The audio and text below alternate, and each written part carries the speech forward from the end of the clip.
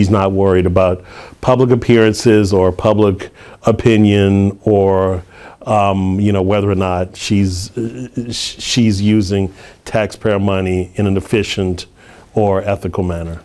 New revelations about Mayor LaToya Cantrell's use of resources in a city desperate for more NOPD officers. When Fox 8 reviewed security camera video from outside the Upper Pentaba apartment over Essence Fest weekend, we saw at least 9 times when Cantrell and her guests were escorted by NOPD officers on motorcycles. But text messages and the mayor's schedule for the weekend seem to contradict the NOPD statement on why she needed those escorts on top of her usual 4-person security team. And now Saw questions Mayor Cantrell's priorities, as some question her priorities as the city struggles with an officer shortage and high crime rates. Here's our latest outside the office investigation.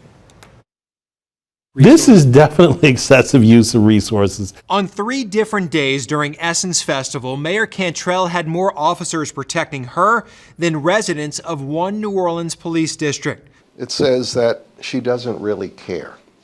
It's all about her. For example, Monday, July 3rd, records show the 3rd district that covers Lakeview and Gentilly had a total of 5 NOPD members available to patrol the streets during the day, 3 officers and 2 sergeants. During part of that shift, Mayor Cantrell had 6 officers assigned to her, 4 members of her executive protection team and 2 motorcycle police escorts. 6 officers for the mayor, 5 for the 28,000 residents in Lakeview and Gentilly. I mean, it doesn't seem necessary to, from a resource standpoint, from a law enforcement standpoint, from a public safety standpoint, that you have more officers, which means more taxpayer money, more resources, protecting one person than protecting all of the citizens inside of an entire district. Timesheet schedules and text messages the city recently sent us through a public records request raise questions about the use of police resources and the oversight to the mayor's executive protection team. Sunday, July 2nd, the mayor had those same 6 officers protecting her. At 9 a.m., the 4 members of her executive protection team went on duty: Robert Modlin, Larry Dace, Lozano Black, and Jeffrey Vappy. Cantrell also requested 2 motorcycle police escorts. Officers Dwight Salyer and Steve Nolan also went on the clock at 9 a.m. And for the next 16 hours, all 6 officers worked for the mayor. All 6 clocked out between 1 and 1:35 a.m. All totaled 98 hours and 40 minutes of work to protect the mayor. The mayor spent much of that day at the Upper Pentaba apartment, leaving at 10:05 in the morning. There's 2 police motorcycles leading her city SUV. She arrived back in the French Quarter around 2:30. At 7, she left again with her SUV and escort and ended her night back at the French Quarter apartment just before 1:30 a.m. Her city calendar showed that night the mayor attended Essence Festival events. These motorcycle police officers were basically bringing the mayor to entertainment events, to concerts, to parties, things of this nature. The police department told us the motorcycle escorts helped Mayor Cantrell as she had multiple scheduled appearances, which required maneuvering through heavy traffic congestion to meet those demands. But text messages with officers shows the escorts helped her get to and from Essence Festival concerts and not scheduled appearances. On June 29th at 10:15 p.m., motorcycle officer Dwight Salyer asked how long the mayor would be at one concert.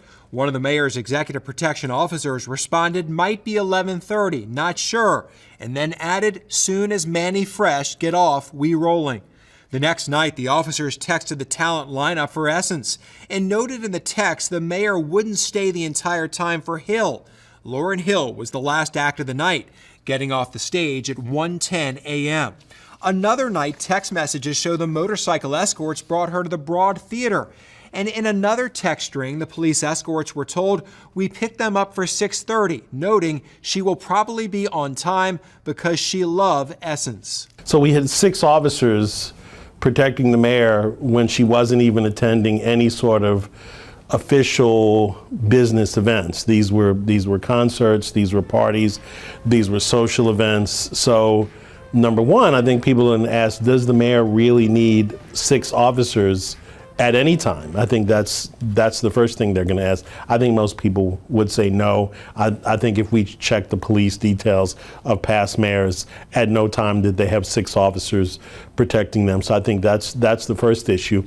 And then I think the second issue is, I think, why is she pulling police officers that are actually not detail officers, that are not executive protection officers, from other details when they should be patrolling the street at a time when there's a manpower shortage? During Essence Festival weekend, Mayor Cantrell stayed overnight at the Pentaba apartment, even after the council voted to stop overnight stays. Cantrell's now suspended communications director Gregory Joseph confirmed to us recently that Cantrell's daughter, niece, and relatives stayed with her at the apartment that weekend. The head of the Metropolitan Crime Commission says all of this could show Cantrell ignored a city ordinance and state law. But it's a clear violation of the law, you think? Yeah, yes. It's a violation of the state constitution, I'm sure several city policies. You know, that entourage arrived at the Pontabla. That is a luxury. That is an abuse of authority. Those officers could have been better used to patrol the area and be available to protect and serve the people of the city of New Orleans, not fuel the mayor's distorted sense of entitlement. In April, the New Orleans Inspector General released a letter evaluating the executive protection team and noted it doesn't have policies in place to regulate and guide its operations, saying the lack of policies and procedures contributed to ineffective and inefficient use of both the executive protection team and NOPD's limited resources. The OIG added no one is responsible for coordinating the day-to-day operations. In interviews, members of the executive protection team said the mayor acted as the boss and supervisor. The NOPD promised the Inspector General it would put a new policy in place addressing these concerns.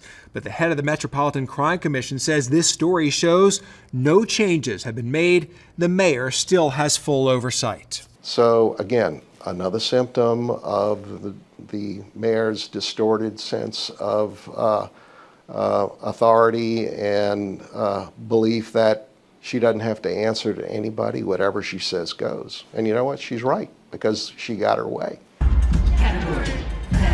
Goyeneche says the city also poorly used these police resources the day of the Beyoncé concert in September. That day, the mayor had 4 officers go on the clock at 8 a.m. Robert Monlin and Lozano Black worked a 12-hour shift, clocking out at 8 p.m. But Jeffrey Vappy and Larry Day stayed on the clock. There's viral video from social media that showed Vappy with the mayor walking into the Superdome for the concert. Vappy and Day stayed on the clock until midnight, both working 16-hour days. To Goyeneche, the schedule raises questions about the mayor's priorities. It says that she doesn't really care. It's all about her. It is what suits her purpose. So she's supposed to be a public servant.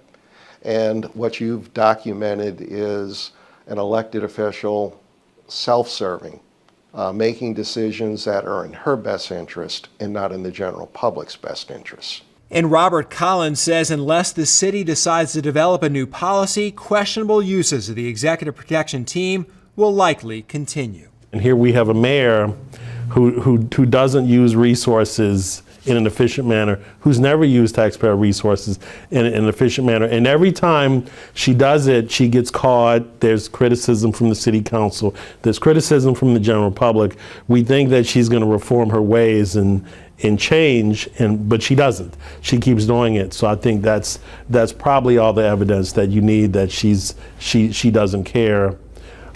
In a statement, the NOPD says it worked with subject matter experts and other agencies to write a policy for the mayor's executive protection team to follow. The statement says the latest draft of the policy is currently being reviewed by the Consent Decree Monitor and the Department of Justice, and the NOPD is awaiting feedback to see if the draft is approved or if it needs more revisions.